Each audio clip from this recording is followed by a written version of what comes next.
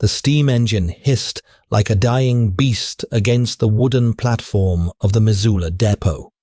Caleb Sterling, a man carved from the unforgiving granite of the Bitterroot Mountains, stood waiting for a quiet, God-fearing woman to share his isolated cabin. He expected calloused hands and a lowered gaze. Instead, through the rolling white smoke stepped a woman, clutching a velvet carpetbag, as if it held her very soul. She smelled of expensive lavender and fresh gunpowder. In that single breathless moment, Caleb didn't know it, but the simple life he craved was over. He was about to catch a hurricane. The year was 1884, and the Montana Territory was no place for a man who needed soft things. Caleb Sterling had spent the last decade trapping beaver, hunting elk, and pulling just enough gold out of a freezing creek to buy salt coffee and ammunition. He was 34, with a beard the color of winter bark and eyes like chipped flint. The solitude of the Bitterroots had been his sanctuary after the brutal, bloody years he spent as a scout in the plains. But the silence of his mountain cabin had recently turned from a comfort into a crushing weight. He didn't want a grand romance. He wanted a partner, someone to tend the hearth when he was checking trap lines, someone to speak to when the winter snows locked the world away for months at a time. He had written to the Hearth and Home Matrimonial Agency in St. Louis requesting a pragmatic widow or a sturdy farm girl. The letters that returned were signed by a Martha Higgins, a woman who claimed she could mend a fence dress, a buck, and asked for nothing more than a safe roof and a respectful husband. Caleb had sent her the train fare, expecting a hardened woman of the soil. As the Northern Pacific locomotive groaned to a halt, belching black soot into the crisp autumn air, Caleb stood by his wagon, his thumbs hooked into his gun belt. The passengers spilled out, prospectors, gamblers, and cattlemen. And then she appeared. She was not Martha Higgins, or at least she was nothing like the woman in the letters. She descended the iron steps of the railcar with a precarious grace, hindered by a heavy wool coat that was clearly 2 sizes too large, attempting to conceal a dress of torn dark blue silk. Her hair, the color of crushed chestnuts, was hastily pinned up, escaping in wild tendrils around a face that was strikingly beautiful, but pale, with an exhaustion that went bone deep. Her eyes, a sharp, piercing green, darted frantically across the depot, scanning the faces of the rough men on the platform like a hunted animal calculating its last escape route. Caleb stepped forward, his heavy boots thudding against the wooden planks. Martha. His voice was a deep, gravelly rumble that barely carried over the hiss of the train. She flinched, her grip tightening so fiercely on a heavy dark green velvet carpetbag that her knuckles turned white. She looked at him, taking in his towering height, the broad shoulders draped in a canvas duster, and the Colt single-action revolver strapped to his thigh. She swallowed hard, forcing a tight, trembling smile. "Mr. Sterling," she said. Her voice was not the flat, practical drawl of a Missouri farm girl. It carried the polished, rhythmic cadence of East Coast high society, though it was frayed at the edges with sheer panic. I am she." Caleb's eyes narrowed. He looked at her uncalloused, delicate hands, devoid of any sun damage or hard labor. He looked at the mud caked on the hem of her expensive silk dress. "You wrote that you grew up plowing fields in Colombia." "I adapted." She lied, the tremor in her voice betraying her. Caleb knew a liar when he saw one.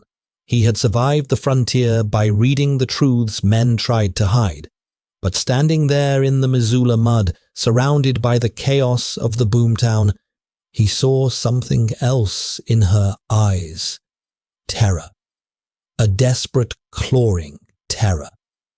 Whoever she was and whatever she was running from, sending her back on the next train eastward, looked like it would be a death sentence. "The wagon's this way," Caleb said, finally turning his back to her. It was a calculated test.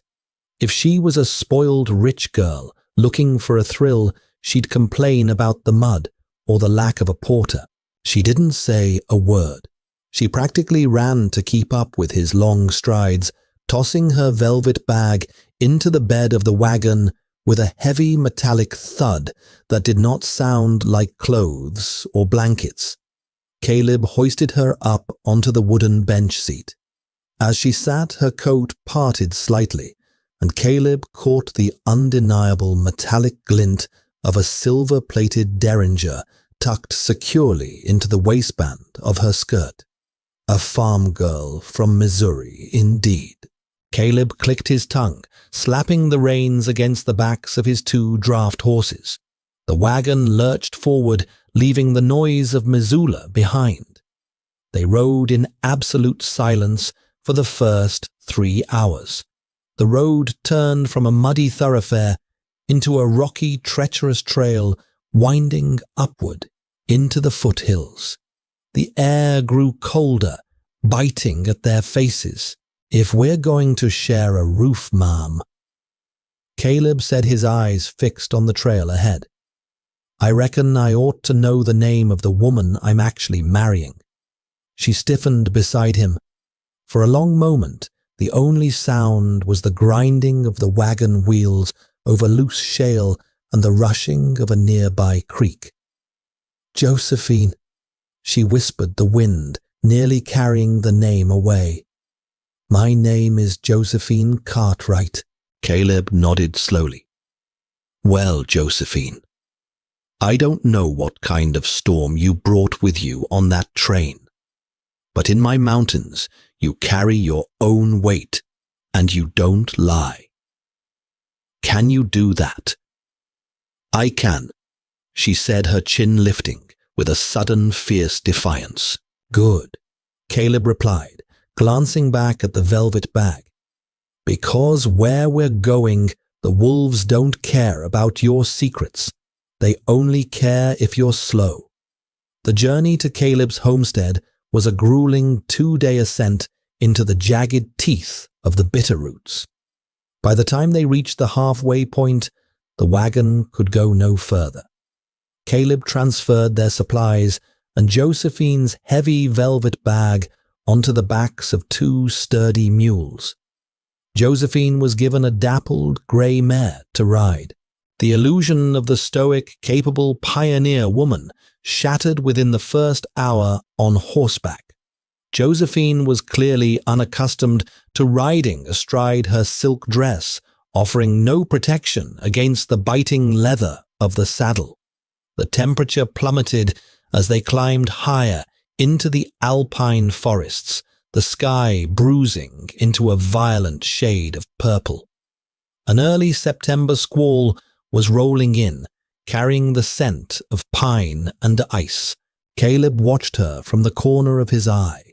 Her lips were blue, and she was shivering violently, but she clamped her jaw shut, refusing to utter a single word of complaint. Her resilience surprised him. Most city women he'd encountered would have been weeping demands to return to civilization by now. Josephine just kept her head down, her gloved hands gripping the reins, her eyes darting nervously at every snapping twig or howling gust of wind. She was acting less like a bride and more like a fugitive expecting a bullet in the back. As dusk fell, the snow began to come down in heavy, blinding sheets. Caleb cursed under his breath. "We push on for another mile," he shouted over the howling wind. "There's an old trapper's line shack up ahead. We'll ride out the storm there." When they finally pushed through the door of the dilapidated log shack, Josephine practically fell off her horse. Caleb caught her by the waist, surprised by how frail she felt beneath the heavy wool coat. He set her down inside, quickly, bringing the mules and the mare under the lean-to, out back. By the time Caleb returned to the interior of the shack, striking a match to light the small tin lantern and getting a fire going in the rusted iron stove, Josephine had collapsed onto a dusty wooden cot in the corner. She was desperately trying to open her velvet bag with frozen fingers. "Let me help you with that," Caleb said, stepping forward. "No." She shrieked, her voice cracking with panic. She threw her body over the bag, her hand instinctively flying to her waist, where Caleb knew the derringer was hidden. Caleb stopped, dead in his tracks, his hands raised slowly. The flickering orange light of the fire cast long dancing shadows across the cramped room. "Miss Cartwright, I am not going to hurt you, but you are freezing to death, and I need to get a blanket out of your bag. There are no blankets in here." She breathed, her chest heaving. Before she could secure the brass clasp, her frozen fingers slipped. The heavy bag tipped off the edge of the cot and hit the floorboards, bursting open. Caleb stared. Spilling out across the dusty floor of the shack were not petticoats, lace, or family heirlooms. There were thick, tightly bound stacks of United States currency, thousands of dollars, in high-denomination greenbacks, and tumbling out alongside the money was a thick, black leather ledger, its pages edged in red. Josephine scrambled to her knees, frantically sweeping the money back into the bag. Her breathing was ragged, bordering on a sob. Caleb didn't move to help her. He simply stood by the stove, the heat radiating against his back, his face an unreadable mask of stone. "That's a lot of money for a farm girl from Colombia," he said quietly. She froze, her hands hovering over the black ledger. She looked up at him, the firelight reflecting the sheer, unadulterated desperation in her green eyes. She slowly reached into her coat and pulled out the silver derringer, pointing it directly at Caleb's chest. Her hand was shaking so badly the barrel rattled in the quiet air. "Step back, Mr. Sterling," she commanded, though her voice betrayed her terror. Caleb looked at the tiny gun, then back to her face. He didn't flinch. He didn't even drop his hands to his own revolver. "You've never fired a gun at a man before, have you, Josephine?" "I will if I have to." She lied again. "If you pull that trigger, one of two things will happen." Caleb said, his voice terrifyingly calm, like a slow-moving river under ice. "Either you miss and I take that toy away from you, or you hit me and I bleed out on this floor. And then you're entirely alone in a blizzard 40 miles from a town surrounded by grizzly territory with a bag full of money you can't eat." He took a slow, deliberate step forward. "Put the gun down, Josie." The use of the nickname seemed to break something inside her. A tear escaped, cutting a clean track through the soot on her cheek. The derringer grew heavy in her hand. Slowly, the barrel dipped toward the floor. It slipped from her fingers, clattering loudly against the wood. She collapsed back against the wall, pulling her knees to her chest, burying her face in her hands. The fight had completely drained out of her. Caleb walked over, kicked the small pistol into the corner, and then knelt down. He picked up the black leather ledger. He didn't open it. He just held it out to her. "I don't care about the money," Caleb said gruffly, "but I care about the trouble that money brings to my door." "Who are you running from?" Josephine looked up, her face a portrait of ruin. "A man who owns half the railroads in Chicago," she whispered. "Arthur Pendleton, and the men he sends, they don't just kill you, Mr. Sterling, they erase you." The blizzard raged for 2 days, locking them inside the cramped 10 by 10 line shack. It was in that freezing, smoky darkness that Josephine laid her life bare. She wasn't a bride, and she wasn't a farm girl.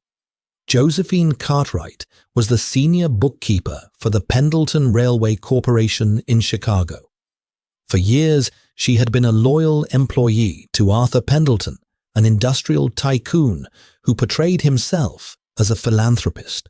But 3 weeks ago, a misfiled document had led Josephine into the private archives. There she found the black ledger. It wasn't just bribery or embezzlement, Josephine told Caleb, staring blankly into the iron stove. It was blood. Pendleton wants to expand his rail lines through the Dakota and Montana territories, but the homesteaders wouldn't sell their land. So he hired men.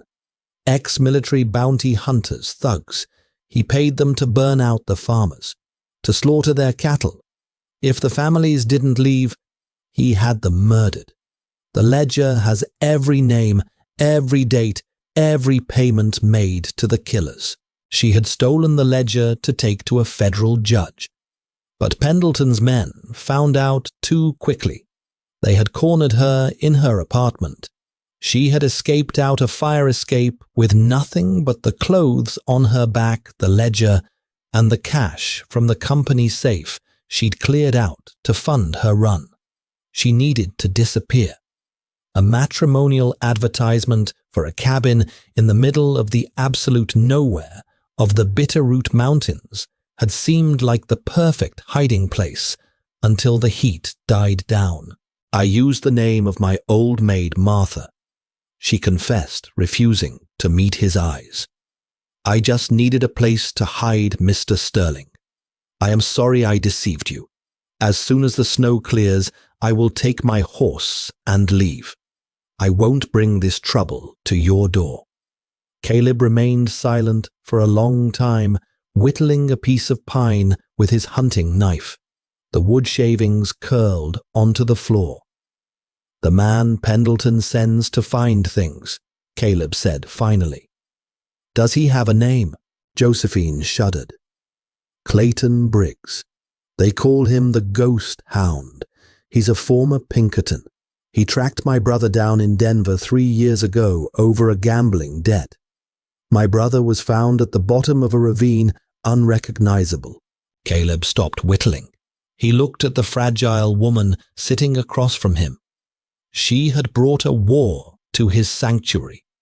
The smart thing, the surviving thing, would be to put her on a mule and point her back to Missoula the second the sky cleared. He had come to these mountains to escape the violence of men.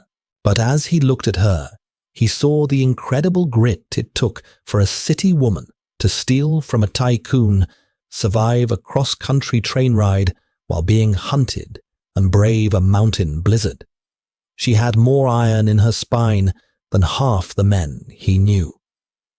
We leave at first light, Caleb said, snapping his knife shut. To Missoula, she asked, her voice hollow with defeat. To my homestead, Caleb corrected. It's 10 miles higher up, built like a fortress. Missoula is crawling with Pinkertons and railroad men. You go back there, you're dead by Tuesday. A flicker of hope ignited in Josephine's eyes. Why are you helping me? I lied to you. I'm not a bride. Caleb stood up, tossing a fresh log into the stove. Because out here, a man is measured by what he protects. And Pendleton sounds like the kind of man who needs to learn that his money doesn't buy the mountains. 2 days later, they arrived at Caleb's cabin. It sat in a breathtaking alpine valley, surrounded by towering lodgepole pines and a crystal-clear lake. The cabin itself was massive, built of thick, hand-hewn logs with heavy wooden shutters that could be barred from the inside. It was a beautiful, lonely fortress. Over the next 3 weeks, a strange domesticity settled over them. Josephine determined to prove she wasn't a burden, threw herself into the chores. The results were disastrous. She burned the sourdough bread into smoking bricks. She tried to pluck a pheasant and ended up covering the entire cabin in feathers while sobbing in frustration. She nearly burned the lean-to down, trying to render soap, but she never quit. Every morning she woke up at dawn, bruised and exhausted, and tried again. Caleb watched her with a mixture of amusement and deep, growing respect. He stepped in quietly, gently showing her how to knead the dough without overworking it, how to hold the knife to dress the game, how to read the weather. By the way the smoke curled out of the chimney. In the evenings, they sat by the hearth.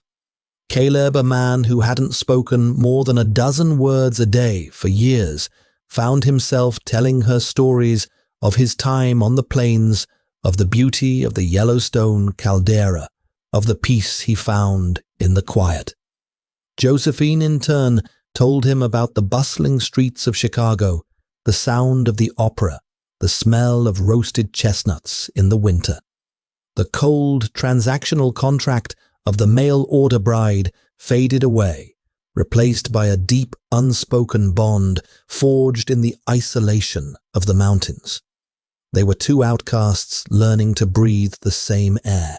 It happened on a Tuesday morning, exactly 4 weeks after she had arrived. Caleb had gone out to check his trap lines near the eastern ridge. Josephine was at the cabin, hanging wet laundry on a line strung between 2 pines. The sun was shining, a rare, warm autumn day. For the first time in months, she felt safe. She was humming a soft tune, pinning a linen shirt to the wire. Suddenly, the horses in the corral began to whinny wildly, kicking at the wooden fences. The mules stomped in a panic. Josephine stopped. The hairs on the back of her neck stood up.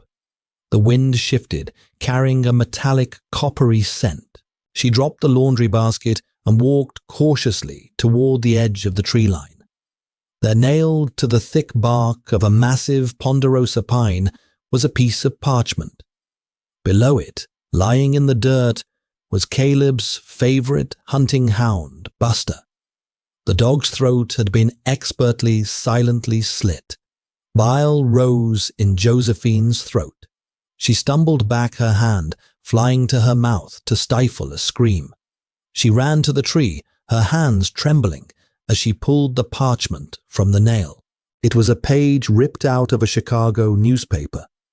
On it was a sketched bounty poster of her face, and scrawled across her image in thick, dark blood were 3 words, "I found you." Clayton Briggs was in the valley. The war had arrived at Caleb Sterling's doorstep. Caleb emerged from the dense timberline an hour later, a brace of snowshoe hares slung over his shoulder. He froze the moment he saw the dropped laundry basket. His eyes swept the clearing, tracing the frantic trampled mud in the corral, before finally landing on the massive ponderosa pine. He saw the parchment. He saw the blood. He dropped the hares. He didn't run. Running invited panic, and Caleb Sterling had survived the frontier by maintaining a heart rate of ice. He walked with long, deliberate strides toward the tree. Josephine was sitting in the dirt a few yards away, her knees pulled to her chest, rocking slightly. She was in shock, staring hollow-eyed at the lifeless body of Buster. Caleb knelt beside the hound. The cut was clean, professional. Buster hadn't even had time to bark. Caleb reached out his calloused hand, gently resting on the dog's head, smoothing the coarse fur between the ears. He stayed like that for a long, quiet minute. When he finally stood, the man who had patiently taught Josephine how to bake bread was gone. In his place stood the ghost of the plains, a man whose reputation was written in gunpowder and blood. He tore the bloody newspaper clipping from the bark, crumpled it into his fist, and walked over to Josephine. He hauled her to her feet by her upper arm. "Get inside," he said. His voice wasn't loud, but it carried a low, vibrating hum of absolute violence. "Bar the heavy shutters. Pull the iron latch on the back door. Do not light the stove, and do not light a lantern." "Caleb," Josephine stammered, her teeth chattering despite the autumn sun. "Briggs is here. We have to run. We have to saddle the horses, and there is no outrunning a Pinkerton tracker with a head start in this terrain." Caleb cut her off his grip, tightening just enough to ground her. "He killed my dog. He violated my land. He threatened my wife. Clayton Briggs isn't leaving this mountain." He practically shoved her toward the cabin, turning back only to grab a shovel from the lean-to. He buried Buster quickly, speaking a brief silent prayer over the fresh earth before striding into the cabin and barring the heavy oak door behind him. The interior was plunged into dim, dusty twilight, illuminated only by the thin shafts of sunlight piercing through the gun slits in the heavy wooden window shutters.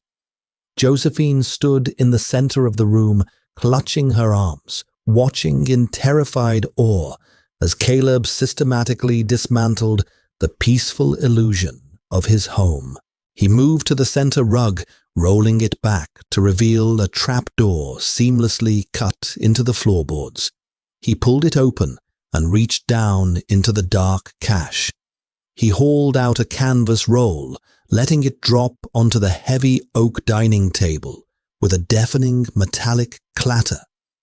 He unrolled it to reveal an arsenal, a pristine Winchester model, 1873 lever-action rifle, a heavy Sharps .50-90 Buffalo rifle, 2 Colt revolvers, and hundreds of brass cartridges gleaming in the dim light. "You told me you were just a trapper," Josephine whispered, her eyes wide, as Caleb began rapidly checking the action on the Winchester. "I told you I trap now." Caleb corrected, his eyes fixed on the breech of the rifle. "Before I came to this valley, I rode with General George Crook. I was a scout at the Battle of the Rosebud back in '76. I spent 5 years hunting men who did not want to be found across terrain worse than this. Briggs thinks he tracked a terrified city girl and her hapless dirt-farming husband.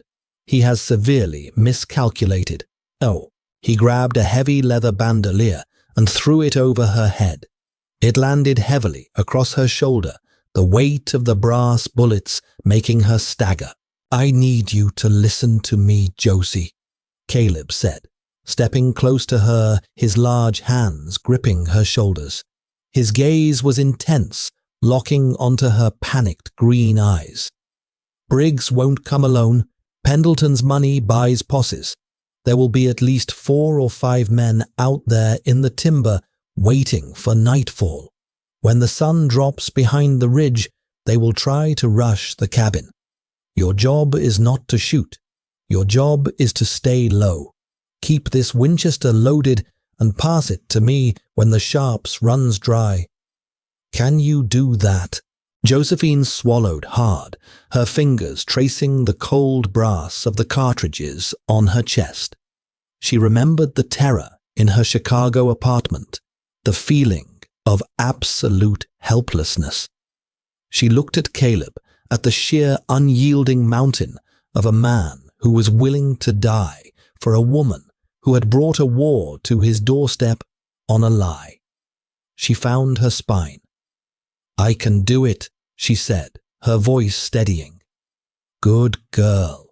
The weight was worse than the violence. Hours crawled by. The sun dipped below the jagged peaks of the Bitterroots, plunging the valley into a deep, freezing blackness. The wind picked up howling through the pines, a sound that masked the crunch of boots on dry needles.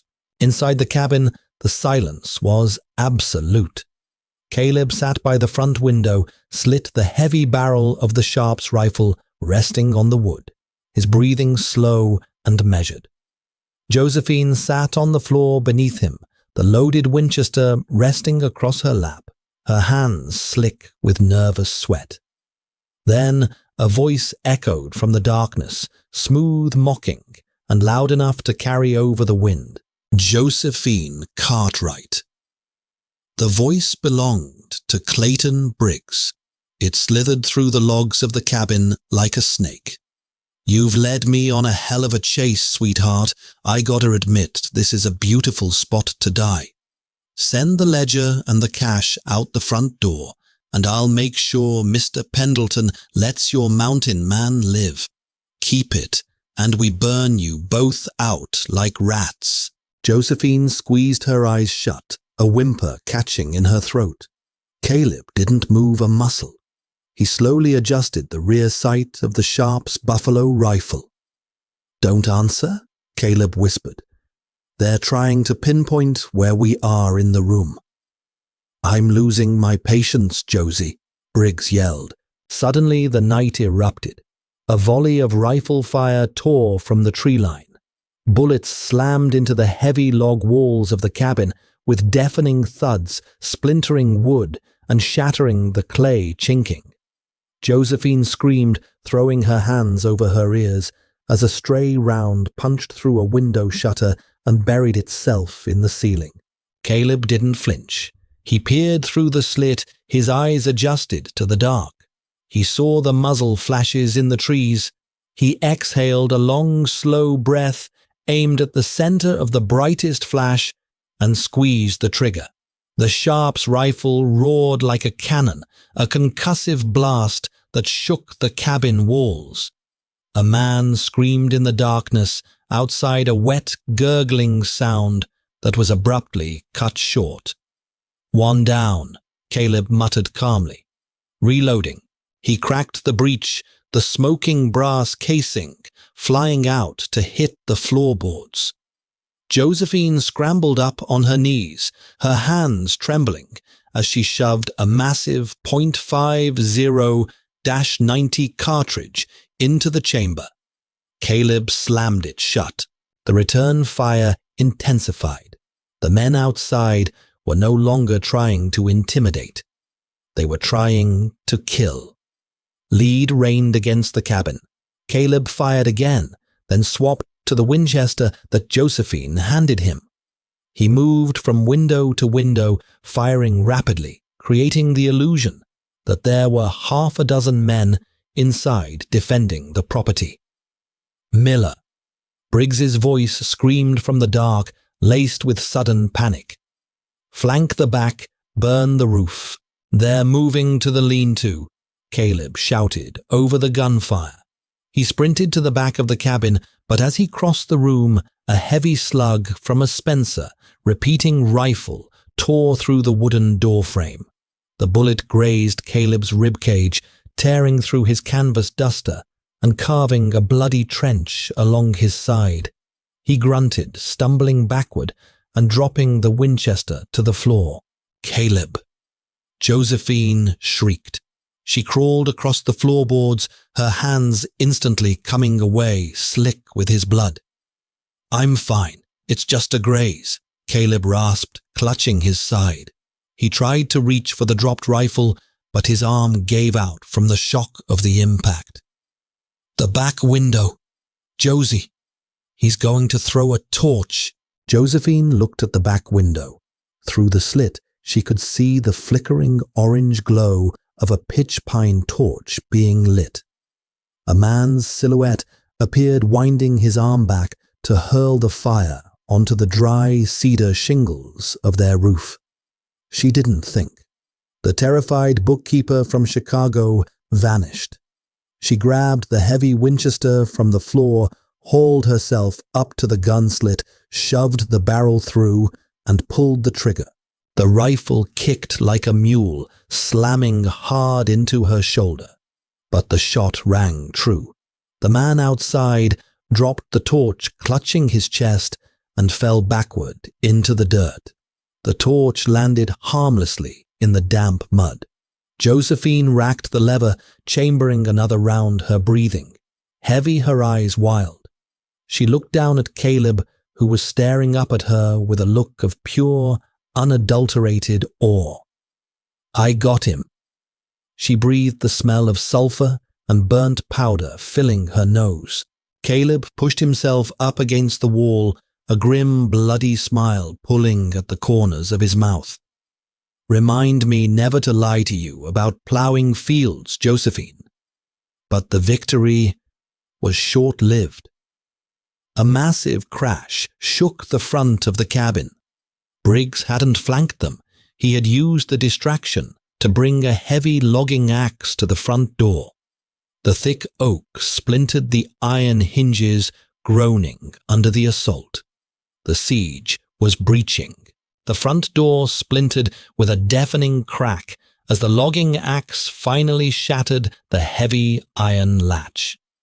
Cold mountain wind roared through the breach, fanning the flames that had already begun to lick the cedar shingles of the roof. "Down the hatch," Caleb shouted, clutching his bleeding side. He shoved the heavy velvet bag containing the money and the ledger toward Josephine. The root cellar now. Josephine threw the bag down the trapdoor, grabbed the Winchester rifle, and scrambled down the wooden ladder into the pitch-black, freezing earth. Caleb followed, dragging the heavy rug and floorboards shut just as the front door gave way completely. Above them, heavy boots stomped across the floor. "Find them," Clayton Briggs's voice barked, muffled by the thick wood. "Check the crawl spaces. Burn them out if you have to." In the suffocating darkness, Caleb grabbed Josephine's hand. "I dug a drainage tunnel when I built this place. Leads out behind the corral. Keep low and stay quiet." They crawled through the damp earth, the smell of soil and smoke filling their lungs. They pushed through a camouflage of dried brush at the tunnel's end, spilling out into the frigid night air, 50 yards behind the cabin, concealed by a grove of snow-dusted spruce. They looked back. The roof of the cabin was fully engulfed, a beacon of fire against the starlit Bitterroot sky. The only place Josephine had ever truly felt safe was turning to ash. "Stay here," Caleb breathed, pressing the velvet bag into her chest. He pulled his Colt revolver. "Briggs will realize we aren't inside. I'm going to circle around." Before Josephine could protest, Caleb vanished into the dark timber. The minutes stretched into agony. Then 2 muffled pops echoed from the corral. Caleb's revolvers. A moment later, a heavy boot snapped a branch right behind her. Josephine whipped around, raising the rifle, but a gloved hand struck the barrel, knocking it into the snow. Clayton Briggs stepped from the shadows, a vicious grin splitting his face, his revolver aimed directly at her chest. "The little bird flew the coop," Briggs sneered. "Hand over the bag, Miss Cartwright. I'll make it quick." Josephine's heart hammered, but her hands were steady. She gripped the velvet handles of the bag. "Pendleton will never get away with this. The ledger proves everything." "Pendleton owns the law," Briggs laughed. "That book is just kindling." As Briggs reached for the bag, Josephine swung it with all her might. The thick bricks of cash and the heavy leather-bound ledger smashed directly into Briggs's face. Briggs howled, stumbling backward, his gun discharging wildly into the dirt.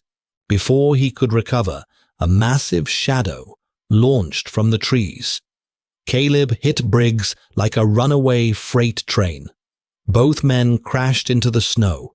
Briggs was vicious, driving a knee into Caleb's wounded side and pulling a heavy Bowie knife. The blade flashed in the firelight inches from Caleb's throat. Caleb was losing blood, his strength fading fast. Josephine scrambled through the snow, digging frantically until her fingers wrapped around the icy barrel of her Winchester. She couldn't risk a shot in the chaotic grapple. "Caleb!" she screamed. With a final agonizing surge of strength, Caleb twisted, throwing Briggs off balance. Josephine stepped forward and slammed the heavy wooden stock of the rifle directly into the back of Briggs's skull. Briggs collapsed face first into the snow. Caleb lay gasping, the snow beneath him staining crimson. Josephine fell to her knees, pressing her hands against his bleeding side, tears streaming down her face. "You didn't shoot him," Caleb rasped, a faint smile touching his lips. "I didn't want to ruin a good rifle," she sobbed. They bound Briggs and survived the night in the lean-to. When dawn broke, they loaded their surviving mules. They didn't ride to Missoula. They rode north to Helena, straight to the private residence of United States District Judge Hiram Knowles, a man renowned for his unyielding hatred of railroad corruption. In the judge's study, Josephine placed the blood-stained ledger and $50,000 on the mahogany desk. "My name is Josephine Cartwright. I have evidence of mass murder orchestrated by Arthur Pendleton, and that man outside is his lead executioner." Judge Knowles scanned the red-inked pages, his face hardening into granite. "If this goes to trial, you will be a target for the rest of your life." Caleb stepped forward, his hand on his Colt. "Let him reach. He'll find out what happens when he touches my wife." The trial shattered Pendleton's empire overnight. Briggs was sentenced to hang. The railroad expansion was halted indefinitely. 6 months later, spring had arrived in the high country. Where the charred ruins had stood, a new cabin was being built. Fresh golden pine logs smelled of sap and promise. Caleb was on the roof, hammering shingles. He paused, looking down at the clearing. Josephine stood by the corral in practical denim, laughing as she fed a new chestnut mare. The terrified fugitive was gone, replaced by a fierce woman of the mountains. She caught him looking and smiled, a radiant sight that outshone the sun. Caleb climbed down the ladder, walking over to brush a stray lock of chestnut hair behind her ear. "I was thinking," he murmured. "I owe that agency in St. Louis a letter of complaint. They promised me a simple bride, someone to mend a fence and stay out of trouble. And instead," Josephine whispered, her breath mingling with his. "Instead," Caleb smiled, capturing her lips in a deep kiss. "They delivered the only storm I ever wanted to get caught in." If you felt the chill of the bitterroot wind and the heat of Caleb and Josephine's desperate fight for survival, do not leave this valley just yet. The American frontier is packed with untold stories of raw grit, unexpected romance, and ruthless outlaws who finally meet their match. Hit that like button if you loved seeing Josephine find her courage and fight back, and share this incredible journey with anyone who craves a truly gritty historical romance drama. Every interaction from you helps us bring more authentic frontier legends to life on this channel. Do not forget to hit subscribe and ring the notification bell so you never miss another thrilling tale of danger and passion out here in the Wild West. We love reading your thoughts on these Wild West survival stories, so drop a comment below with your favorite moment from Caleb and Josephine's incredible mountain showdown.